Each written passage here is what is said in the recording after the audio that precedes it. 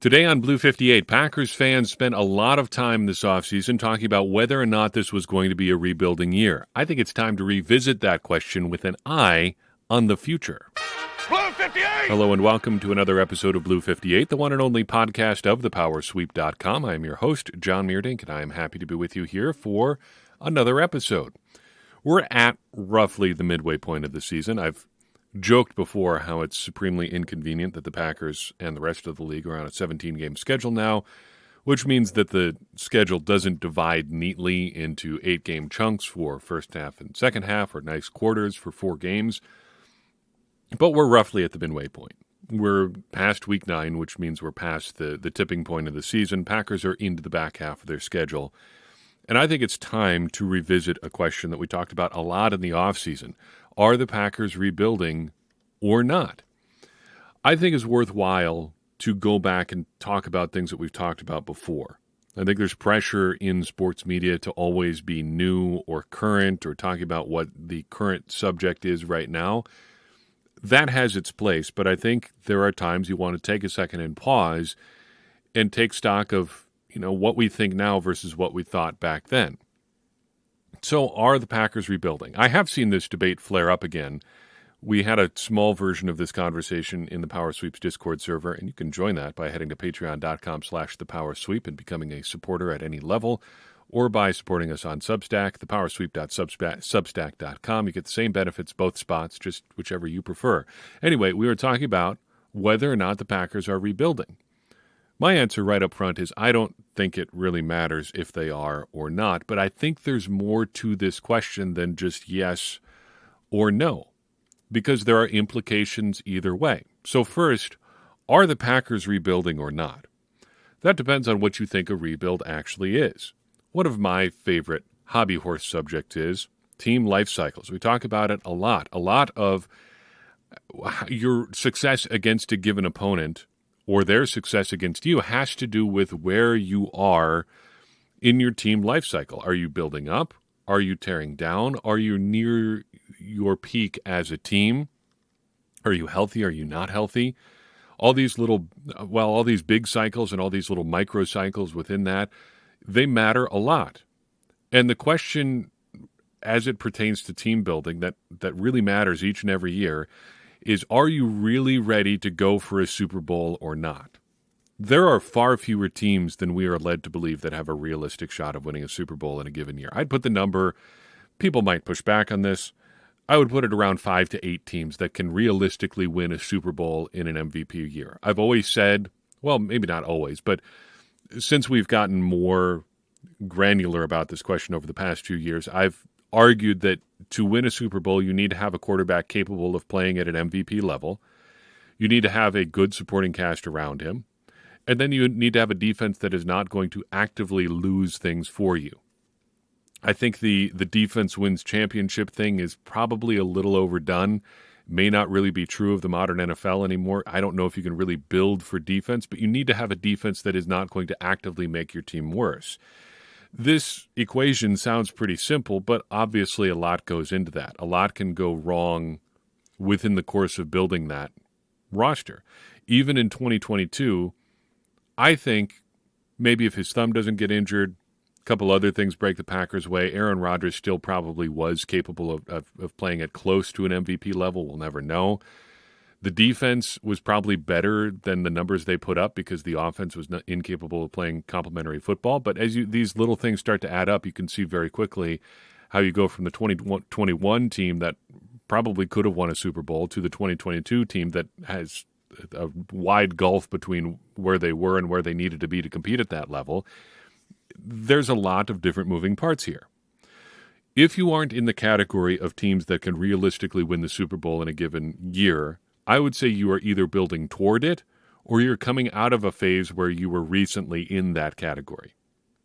If you're building toward that Super Bowl contending team category, you're trying to find the pieces that are going to get you there. Maybe you're a quarterback short. That's a big gulf for you to overcome.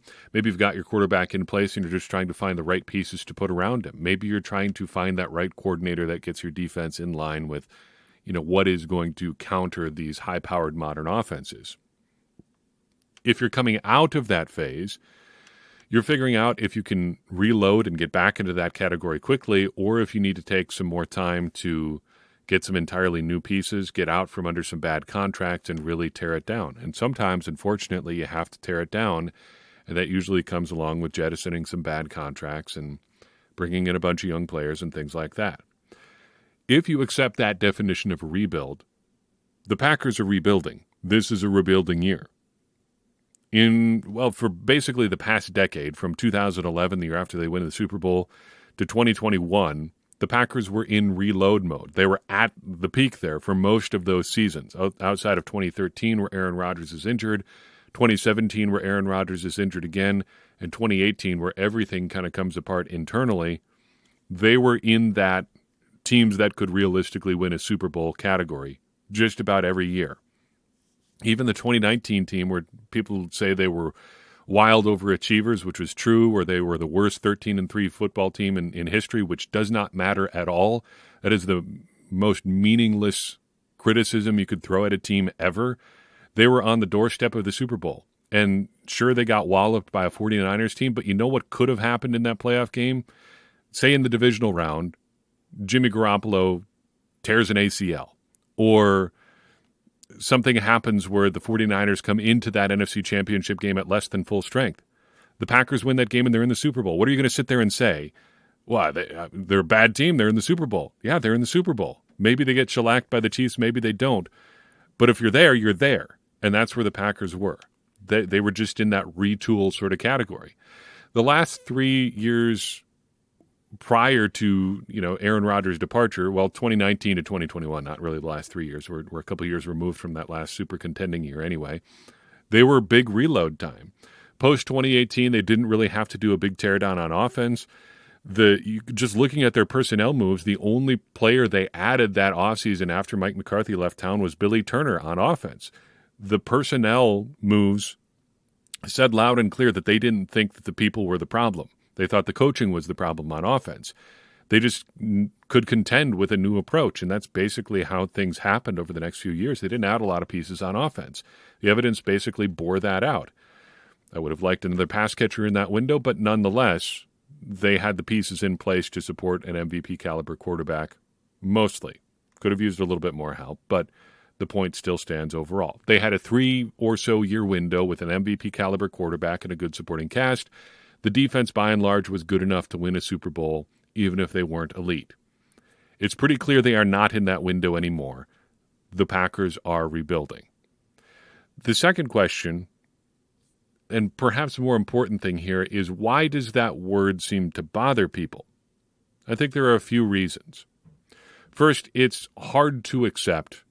I would have to imagine even within an NFL building that you are not in that contending group. That's where everybody wants to be. That's where job security is. That's where long-term career prospects are. That's where money is. Everything is better when you're in that contending group. And if you're not there, it's tough to straight up admit it. And even personnel people will dance around this a little bit. Brian Gutekunst, I don't think, has directly answered this, but he's been pretty clear that they needed to do some things differently. He surely understands the realities of going into a season with a roster as young as the Packers are. Why do you have a roster that young? Because you had to get rid of the old guys. And why did you have to get rid of them? Because they didn't fit with your vision of the team for the next 3 or 4 years. That is a rebuild. It's hard to accept that you're not in that contender group and that you've had to do these things. It's also hard to accept, I think mainly as fans, that this season is not going to really involve meaningful competition. If you accept that you're in a rebuilding year, you're saying we're not going to have conversations about can the Packers make the playoffs this year. We're not going to have conversations about where they rank among the good teams in the NFC and whether or not they could take anybody down in the AFC. Like the conversation about whether or not the Packers could match up, say, with the Chiefs or the Bills or the Ravens it's beyond academic at this point. It's not even worth having. It doesn't matter. They couldn't, and even if they could, their record at this point is going to keep them from ever having to meaningfully consider that, except for, we're going to face the Chiefs, and then we'll get an actual answer to that question here in the near future. But it's hard as fans, I think, to accept that we're rebuilding, and that means that the competition that we see on Sunday for 17 falls or 17 Sundays in a fall doesn't really matter other than draft compensation, and that's why you get tied up in some of the tanking stuff. It's just hard to accept sometimes that your team is just not that good yet. But I would argue that it is important to rebuild, and it's important to know that you're rebuilding too. It's important to rebuild in the same way that it's important for a forest fire to happen in a forest every now and then. This is one of my favorite nature facts, that forest fires are largely a natural phenomenon outside of some of the man-made stuff that we have now, but would happen regardless of human intervention, whether we caused fires or not. Sooner or later, there's going to be some kind of fire in the forest, a lightning strike, something like that. And secondly, by and large, they tend to create good things for large forests. It burns out a lot of old growth. It lets new things grow. It releases a lot of useful nutrients and things like that into the ecosystem. It's helpful. And for your team to rebuild, sometimes you have to go through that painful, fire process. You have to burn down some of the old stuff. It's also important to know that you're rebuilding too, because it's important, I think, in life and in sports, to not lie to yourself about where you are. Having a good self-conception, an accurate self-conception, is going to give you a lot stronger base to build off of long term. And also it's going to help you be more realistic about your expectations, both for yourself and people around you. It would be silly for us to sit here and grade the Packers like they're a Super Bowl contender. That was part of, you don't care about this part of the job of being a podcaster, but part of the stress, such as it is, of covering the team like I do over the past 3 or 4 years, is that if it gets annoying to grade them like we do when the expectation is that they're going to be contending for a Super Bowl, because every game has to be measured that way. Did the Packers look like a Super Bowl contender this week? If so, can it continue? If not, why not? And what do they have to change to get to that level? Because when you've got Aaron Rodgers playing out of his mind during the pandemic in 2020 or the post-pandemic year in 2021, those seasons are precious and rare. And everything is going to come down to whether or not they win the Super Bowl. And that's why on a cold night in January 2021, I'm sitting here staring at my podcast mic, unable to hit record, because the Packers just lost to the Buccaneers, and that realization is setting in that maybe they just squandered their last best shot with Aaron Rodgers. But now you're not grading them on that level. And if you are trying to grade them as though they should be Super Bowl contenders or they should be defeating these elite teams in the NFL, I'm sorry, you're just doing it wrong. You were incorrect about your assessment of this team.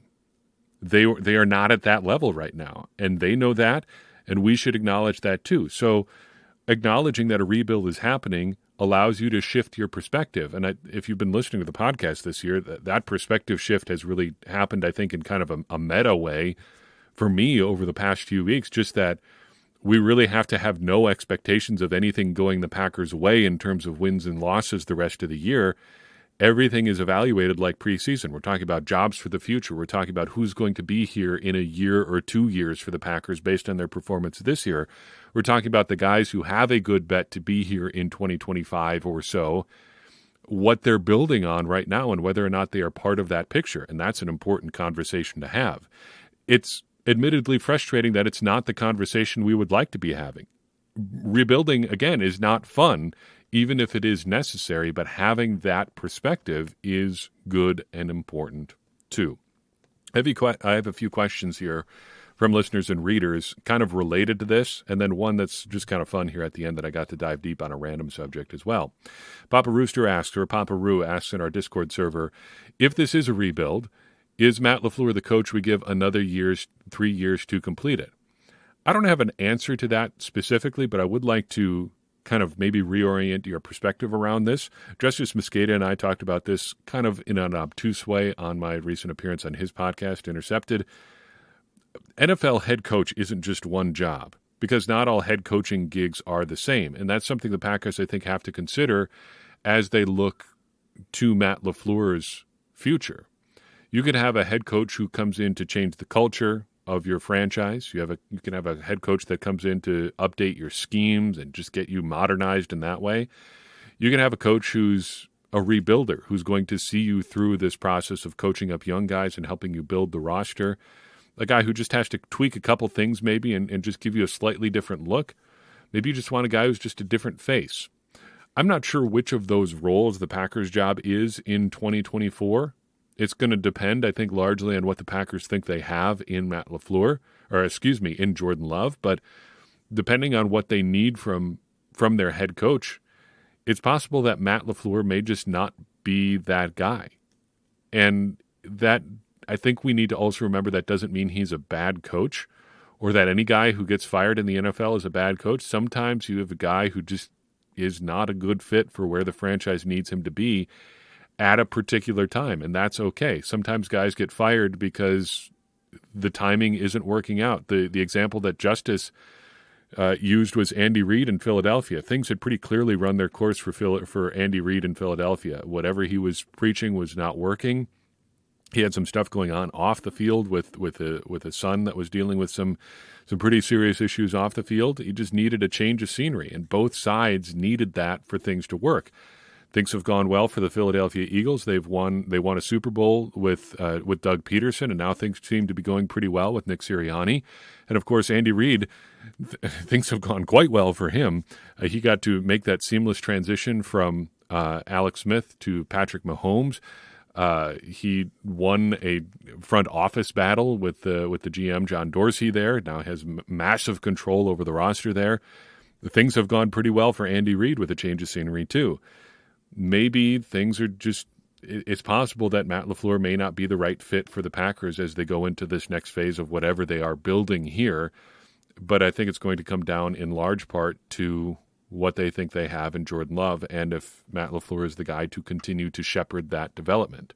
Old Packers fan asks, if Jordan Love's play against the Rams is his typical going forward, do the Packers decide he is the future? I don't know about that. I don't think based on one game or even the kind of game that he had, but I will say this. I think he showed some of the things that you want from your young quarterback. He executed the offense well. There was some consistency from drive to drive with him, especially in the second half. His accuracy seemed to be better. Basically, you saw some step forward type things from Jordan Love and the rest of the offense. Again, they got plenty of opportunities to win that game just because Brett Rippon was not the answer for the Rams in that game at all. And I think you saw that confirmed with what the Rams did today. It looks like they're going to sign Carson Wentz to be one of their backup quarterbacks, and I think probably the presumed starter if Matthew Stafford's injury continues to linger. But all those caveats aside, I thought the offense did some good things down the stretch. They scored on 3 of their last 4 drives. They had a long clock-killing drive in there. Some good stuff. The deep ball is still floaty and weird, but I think overall were some good things from Jordan Love in that game. And if he can build, let's put it this way, if he can build on the kind of performance that he had against the Rams, I think that's the sort of thing that the Packers sit up and take notice of, and probably the rest of us should too.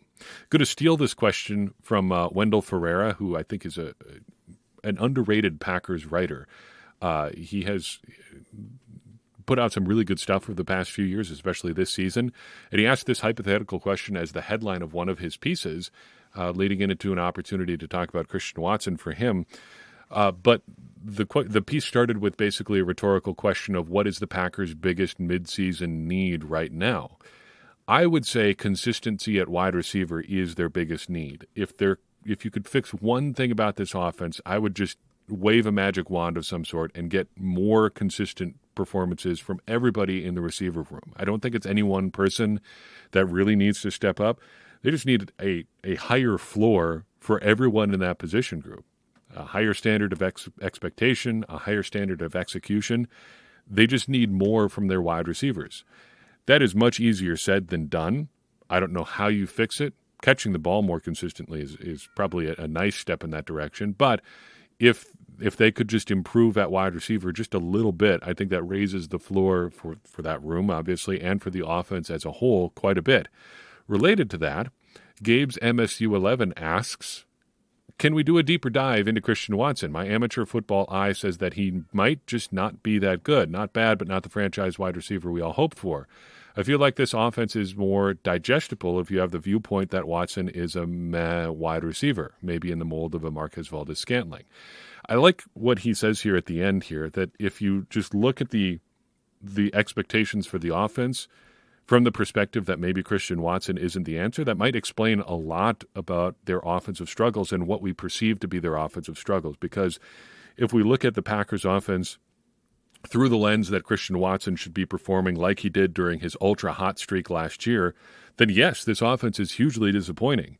But if we look at it from the perspective that, well, maybe there still are some ongoing questions about who Christian Watson is as a player, well, that explains a lot. So who is Christian Watson as a player? What is he really? I would say basically Christian Watson has been as advertised. The thing is, it's not the advertising that the Packers are selling. And the more time that goes by, the more I think that he was just simply overdrafted. Let's look back at one scouting report in particular, and I think this is pretty representative of where everyone else had him too, but Dane Brugler of The Athletic, I think, has some of the best scouting work out there, and he absolutely crushed it with his evaluation of Christian Watson. Strengths, basically, he said Watson is a big athlete. His main attribute is speed. He was productive in college. The consummate deep threat there. Weaknesses, he talked about how Watson is large but not particularly muscular. The phrase that he used was, quote, slender muscle tone. He also said that Watson has mediocre play strength and, quote, his medicals will be important after multiple surgeries to repair torn cartilage in his knee. He missed 3 games as a senior because of a hamstring injury, end quote. His bottom line on Watson was this, quote, overall, Watson is unpolished as a route runner and must improve his consistency at the catch point, but he is an intriguing size-speed athlete with explosiveness to win vertically. He projects as wide receiver 4 as a rookie with wide receiver 2 upside and offers kick return experience, end quote. So compare that scouting report to what we have seen from Watson so far. His strengths, basically exactly right. If there's anything that's true about Christian Watson today that we thought about him on draft day, he is a tall, fast athlete. You wonder a little bit about his speed at times this year, given coming off the hamstring injuries. He doesn't look quite as explosive. Still plenty fast, though. His weaknesses, too, exactly right. He's big, but he doesn't necessarily play big. He's not super strong at the catch point, and he's basically always struggled with contested catches. I looked through all of his numbers just in the Pro Football Focus database dating back to his entire college career. Here's what he did on contested catches dating back to his freshman year at North Dakota State. In 2018, 1 for 6 on contested catches. In 2019, 3 of 12. In 2020, 5 of 16. And in 2021, he was 3 of 5 on contested catches. Overall, 12 of 39 on contested catch opportunities in college. Small college as well. In 2022, his rookie season in the NFL, he was 9 of 12 on contested catches. In 2023 so far, just 1 of 10. An overall total of 10 of 22 on contested catch opportunities. Looking back over the balance of his career, 2022 in terms of catches, or contested catches, was by far the outlier, his best year in terms of catching those contested balls. The injuries, too, we've all seen it. He's been injured a lot. It was the defining story of his early rookie season. It was the defining story of this season so far as his year goes. He's been hurt a lot, and when he hasn't been hurt, well, struggles at the catch point and stuff like that. The big question, I think, is whether or not it's a good idea to draft a guy with that scouting profile 34th overall. You're making a big bet on his athleticism outweighing those other attributes and concerns. And to be fair, we have seen other guys make it with athleticism and only athleticism. It comes down to expectations. The Packers took him 34th overall, and don't forget, traded 53 and 59 to get to 34. They got pick 53 in the Davante Adams trade and also got pick 22, which turned out to be Quay Walker. So your trade there is basically Davante Adams for Quay Walker and Christian Watson. Watson that year, the 7th wide receiver off the board. Guys who went in front of him were Drake London, Garrett Wilson, Jamison Williams, Chris Olave, Jahan Dotson, and Treylon Burks. overall pretty solid group ahead of him. Dotson and Burke seem to be the question marks there. Jamison Williams has not gotten things sorted out in his young NFL career to this point. But London, pretty good. Wilson, very good. Olave, very good, as we got to see earlier this season. Then you've got the wide receivers taken after Watson and before the pick where the Packers would have been. Wan'Dale Robinson went 43rd. John Mechie went 44th. Tyquan Thornton went at 50. George Pickens went at 52. And Alec Pierce went at 53. Pickens was a really popular pre-draft target, if you've forgotten already. Would have been, I think, a great fit for what the Packers need at wide receiver this season, a guy who's great in contested catch situations. Alec Pierce at 53, I think it would also have been a good fit. We talked about him being kind of in the vein of an Allen Lazard, another big goon wide receiver for Matt LaFleur. Basically, the Watson pick comes down to a few things. Is it a good idea, again, to take a guy like Watson where they took him? Starting to think probably no, and even if you do think it's a good pick, was Watson the right guy to take there? Has he improved on his college issues? I think the answer there has been no as well. He's been hurt a lot, and he struggles with the contested catches, does not play up to his size to this point. Then it comes down to how he compares to other guys the Packers conceivably could have had. I think you've got to for sure say Alec Pierce, but also George Pickens I would group in there, considering he went just one pick ahead of where the Packers would have been had they stood pat and not traded up for Watson. Doesn't seem like it would have taken much to trade up enough to get George Pickens if you thought that you wanted him. Whether or not that would have been the pick becomes the question there. But Watson is going to draw comparisons to those guys. I think the overall mindset you need to be in is that Watson has basically been what he was expected to be coming out of college, and whether or not that was a good idea to get a guy like that becomes a much bigger issue, maybe a little bit more ammunition if you are in the anti-Brian Gutekunst camp. Finally, a question that I've had a lot of fun researching and trying to answer: why don't the Packers Lambeau Leap anymore? Irf Daddy dropped this one in the Discord the other day after the Packers scored 2 touchdowns on Sunday and did not do a Lambeau Leap after either one of them. It's been an interesting trend. The Packers, as far as I've been able to tell, have not done a Lambeau Leap so far as I can have been able to determine this season. Why is that? There are a few reasons. The first and foremost one is that they just haven't scored many touchdowns at home, for one thing. They've only played 4 home games so far this year and have scored 2 touchdowns against the Saints, 2 against the Lions, 1 against the Vikings, and 2 against the Rams. That gives you 7 opportunities for Lambeau Leaps overall. That leads us into the second point. The situations have been bad for leaping. Their 2 touchdowns against the Saints were Jordan Love running the ball in. They had to go for 2 immediately afterwards, so he didn't have much time to celebrate because he had to get back to the huddle and call a play. Then he got Romeo Doubs' game-tying touchdown. He celebrated with his teammates. That becomes important here in a second. The Lions touchdowns, Christian Watson scored a touchdown late in the game. They went for 2 after that one. Jordan Love scored on the ground again, and they went for 2 after that one as well. Had to huddle up. No time for Lambeau Leap there either. Vikings game. Romeo Doubs scores a touchdown. The Packers are down 24-3 at the time. He makes it 24-9 technically, but then they score the PAT, so it becomes 24-10. Celebrations there are generally muted. A lot of guys seem to consider it poor form to go for the Lambeau Leap when you are down big. Then the Rams touchdowns. Aaron Jones scores on the ground. He had a group celebration with his teammate, appeared to be a preordained, planned celebration with his teammates for that one. Then Luke Musgrave scores a touchdown and points and flexes to the audience. He doesn't leap, but he would have had to go over the field goal net to get to the, Lambeau Leap area anyway. So of those 7 home touchdowns, you've got 3 where they went for 2 right away, including 2 where they were down big anyway and may not have wanted to do the Lambeau Leap. You've got 2 other touchdowns where guys celebrated with teammates.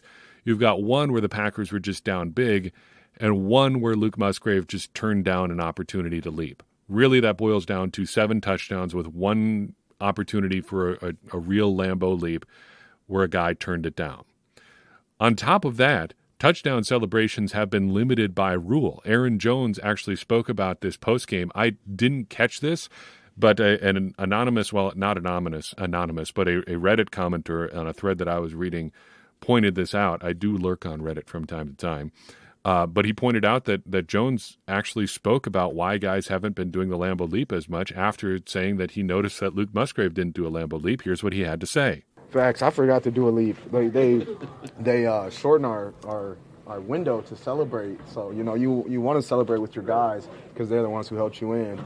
But then you also want to go celebrate with the fans because they're the ones who's bringing the energy all game. So it's like, it's hard. And we've had some players not get in trouble, but they've got on, I guess that's how you say it, for taking too long because they can just go ahead and kick that field goal if you're still on the field, if you're still running behind. It's a problem. So, you got to be quick with it. You got to choose pretty fast. So if he's referring to what I think he's referring to, in 2017, the NFL instituted a 40-second play clock after touchdowns. That was when they really relaxed the post-touchdown celebration rules. I don't remember I don't know if you remember the really hardcore no-fun league era, but prior to 2017, they really cracked down on celebrations.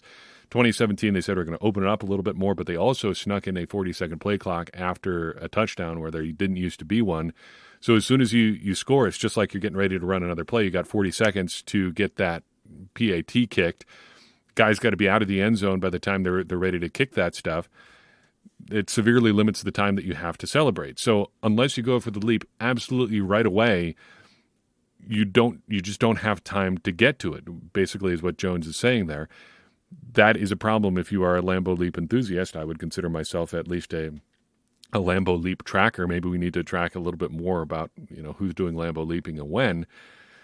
But that is why. There is basically a rule against celebrating too much, and you can either celebrate with the guys who helped get you there or go celebrate with the fans. And sometimes if you're like diving into the end zone or there's a big pileup, you really don't have a choice in the matter. So that's really why we haven't seen Lambeau Leaps all that much this year. Hopefully the Packers just score more over the second half of the season, and we won't have to worry about whether or not they're Lambeau Leaping because we just have so many opportunities for it that they're going to get 3 or 4 a game in anyway, whether the Packers choose to celebrate on their 4 or 5 other touchdowns with their teammates or not. Because the Packers, over the second half of the season, they're really going to put things together here. Every game is going to be like, 50 to 60 points. So there's going to be plenty of chances to do Lambeau Leaps. I think it's just a perfect solution. Anyway, that's all I've got for you in this episode of Blue 58. I appreciate you tuning in. I would appreciate it even more if you would take a second and share this episode with someone you think would enjoy it. It's going to help more people find the show and get more people involved in this conversation you and I are having about the Green Bay Packers, which in turn is going to help all of us, me included, become smarter Packers fans. And as I always say, smarter Packers fans are better Packers fans, and better Packers fans are what we all want to be. I'm your host, John Meerdink. We'll see you next time on Blue 58.